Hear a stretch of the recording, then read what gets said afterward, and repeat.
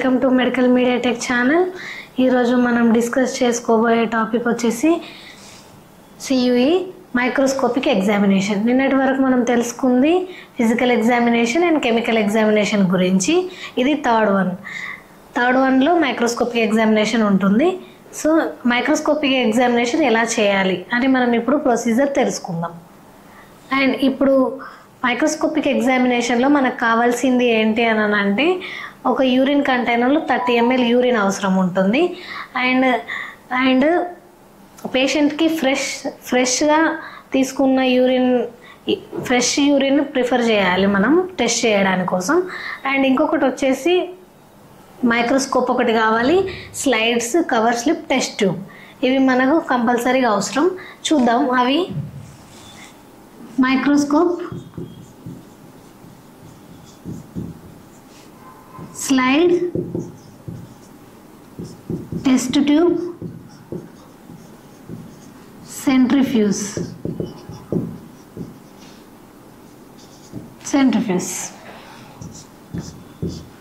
And cover slip.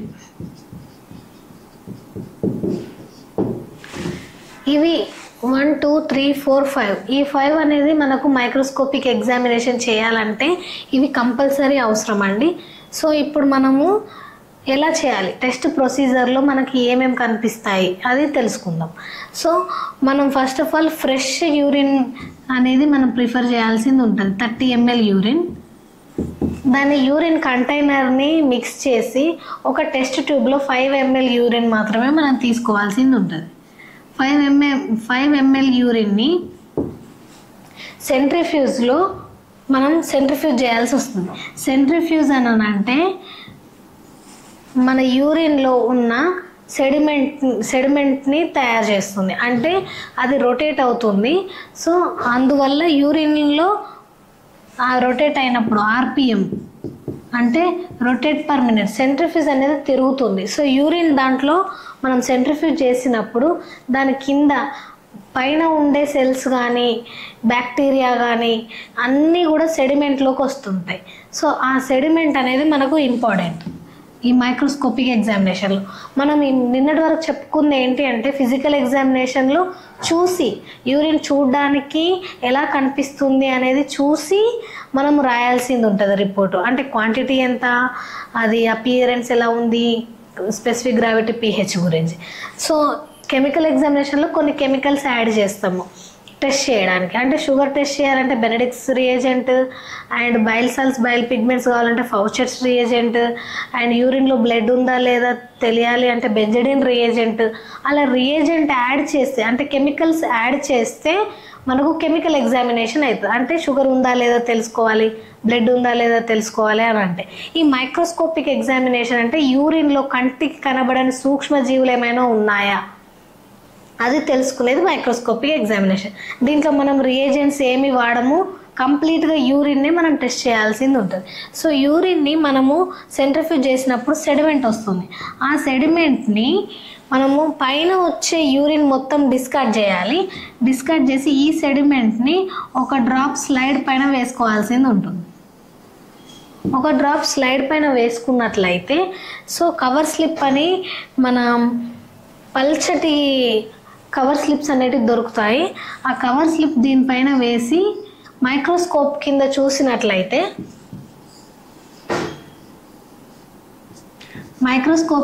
ఈ urine అనేది చూసినట్లయితే మనకి దాంట్లో చాలా బ్యాక్టీరియా కానీ ఏముంది డిసీజ్ పేషెంట్ కండిషన్స్ని బట్టి మనకు ఆ మైక్రోస్కోప్ యూరిన్లో ఏముంది అనేది మనకు తెలుస్తుంది.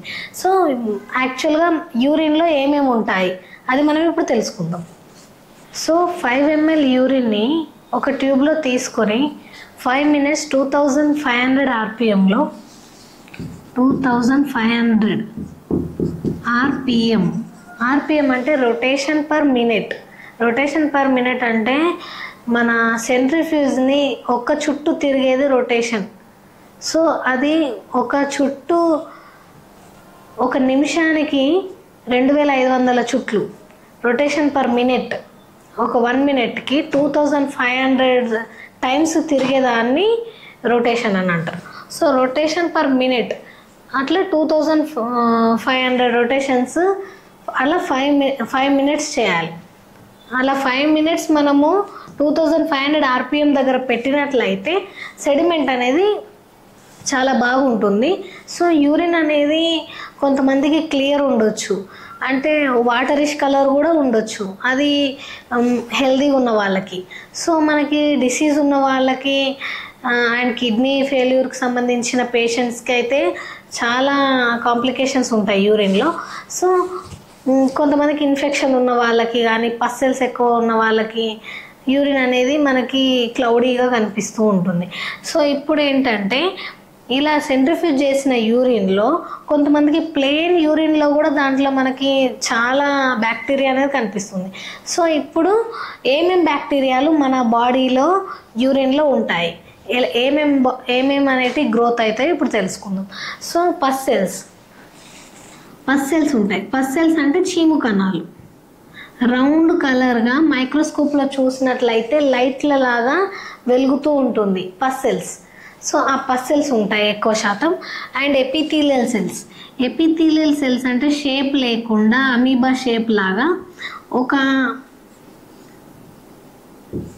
న్యూక్లియస్ ఎలా అయితే ఉంటుందో అలా షేప్ లాగా ఉండి దాంట్లో సెల్ అనేది ఉంటుంది. సో అది ఎపిథీలియల్ సెల్స్. ఆర్బీసీస్ అంటే మనకు ఆర్బీసీస్ ఏ షేప్లో ఉంటుంది, బైకాన్కేవ్ షేప్లో ఉంటుంది ఆర్బీసీస్. సో మనకు యూరిన్లో ఆర్బీసీస్ వచ్చినప్పుడు కూడా బైకాన్కేవ్ షేప్లో ఆర్బీసీస్ అనేటివి కనిపిస్తూ ఉంటాయి. రౌండ్ కలర్గా కూడా ఆర్బీసీస్ అనేటివి బైకాన్కేవ్ షేప్లో కనిపిస్తాయి. అండ్ డబ్ల్యూబీసీస్ కూడా యూరిన్లో ఉంటాయి. ఎపిథీలియల్ సెల్స్ అంటే అదే వైట్ బ్లడ్ సెల్సే డబ్ల్యూబీసీస్. అండ్ కాస్ట్ అని అంటే మనకు యూరిన్లో మనకు తుట్టులాగా అలా షేప్ ఏం లేకుండా తుట్టలుగా ఇలా ఫామ్ అవుతుంది, అది కాస్ట్. అండ్ మ్యూకస్ థ్రెడ్స్ అంటే ఇలా థ్రెడ్స్ లాగా ఉంటుంది, అది మ్యూకస్ థ్రెడ్స్. సో ఈ పస్సెల్స్ అంటే వాటర్ ఎక్కువ ఇంటేక్ లేని వాళ్ళకు అండ్ ఏమైనా చాలా యూటీఐ ఇన్ఫెక్షన్స్ అంటే యూరినరీ ట్రాక్ట్ ఇన్ఫెక్షన్ ఉన్న వాళ్ళకు పస్సెల్స్ అనేది చాలా హెవీగా ఉంటుంది. ఆ యూరిన్ అనేది కూడా చాలా బ్యాడ్ స్మెల్ వస్తుంది అండ్ బ్యాక్టీరియా కూడా చాలా ఫామ్ అవుతుంది పస్సెల్స్. అండ్ ఎపిథీలియల్ సెల్స్, లేడీస్కి ఎపిథీలియల్ సెల్స్ అంటే ఎక్కువగా ఉంటాయి. ఎపిథీలియల్ అంటే చర్మంలో ఎపిథీలియల్స్ ఉంటాయి కదా సెల్స్, అలాంటి cells epithelial white blood cells అనేటివి లేడీస్లో అయితే ఎక్కువ శాతం ఉంటుంది. అండ్ ఆర్బీసీస్ కూడా రీనల్ ఫెయిల్యూర్ అంటే కిడ్నీ ఏమైనా ఫెయిల్యూర్ అయినప్పుడు హెవీగా ఆర్బీసీస్ అనేటివి వస్తుంది. కొంతమందికి లేడీస్లో కూడా కొంచెం కామనే ఆర్బీసీస్ అనేటివి యూరిన్లో రావడం, కానీ ఎక్కువ శాతం కాదు. మెన్స్ట్రువల్ టైంలో మాత్రమే ఒక 2-3 days అటు ఇటు టైంలో రావచ్చు, కానీ నార్మల్గా 1 to 2 ఆర్బీసీస్ అనేటివి నార్మల్. కానీ హెవీగా ఒక 8 to 10 to 15 ఆర్బీసీస్ కనిపించినట్లయితే అది సంథింగ్ కిడ్నీ ఏమైనా డ్యామేజ్ ఉండడం కానీ లేకపోతే యూటీఐ ఏమైనా ఇన్ఫెక్షన్స్ ఉండడం కానీ అలాంటి ఏదైనా ఒక కాంప్లికేషన్ వల్లనే ఆర్బీసీస్ అనేటివి మన యూరిన్లో అనేటివి వస్తూ ఉంటాయి. డబ్ల్యూబీసీస్ కూడా అంతే, ఏదైనా ఇన్ఫెక్షన్ హెవీగా బాడీలో ఇన్ఫెక్షన్ అయితే డబ్ల్యూబీసీస్ అనేటివి మనకు కనిపిస్తాయి. ఇది కూడా వాటర్ ఇంటేక్ ఎక్కువ లేకపోతే హైలిన్ కాస్ట్ కానీ ఇన్ఫెక్షన్స్ వల్ల మ్యూకస్ థ్రెడ్స్ అనేటివి ఫామ్ అవుతాయి. అండ్ క్రిస్టల్స్ అంటే మనం డైమండ్ కానీ బయట మనం క్రిస్టల్స్ అబ్జర్వ్ చేస్తాం కదా, అలాంటి క్రిస్టల్స్ మనము మన బాడీలో కూడా యూరిన్లో అనేటివి ఉంటాయి.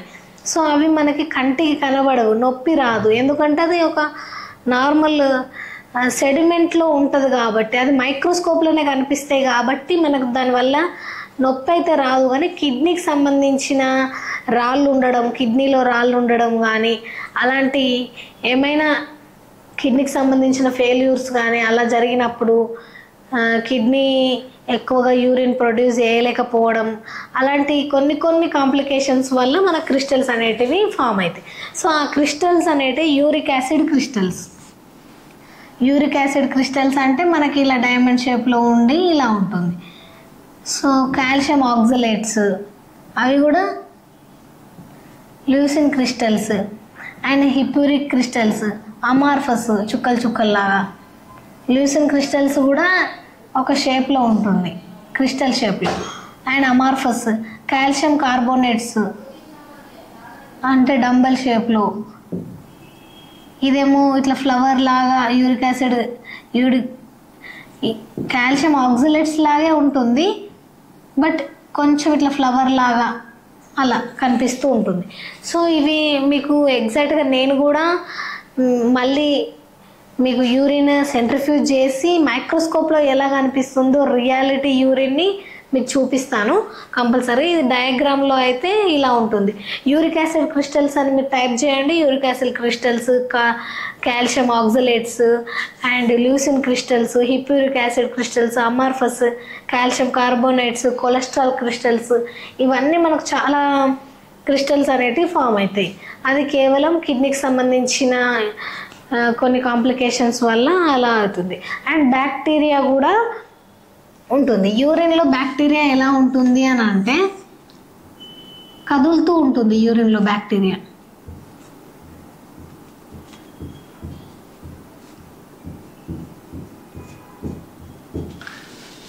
అండ్ యూరిన్లో బ్యాక్టీరియానే కాకుండా యూరిన్లో స్పెర్మటాజోవా కూడా ఉంటుంది బాయ్స్లో. సో ఆ స్పెర్మటాజోవా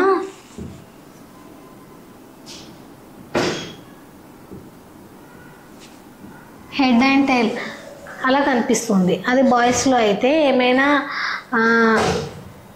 యూరిన్లో సెమెన్ అనేది రిలీజ్ కావడం, అది కూడా ఒక టైప్ ఆఫ్ ఇన్ఫెక్షనే. సో ఆ ఇన్ఫెక్షన్ ఉన్నప్పుడు, ఆ డిసీజ్ ఏమైనా ఉన్నప్పుడు అలా స్పెర్మటాజోవా అనేది యూరిన్లో మనకి వస్తుంది.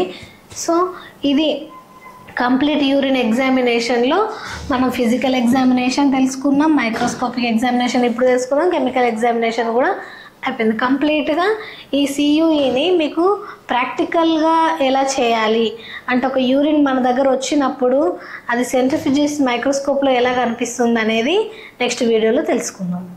Thank you for watching.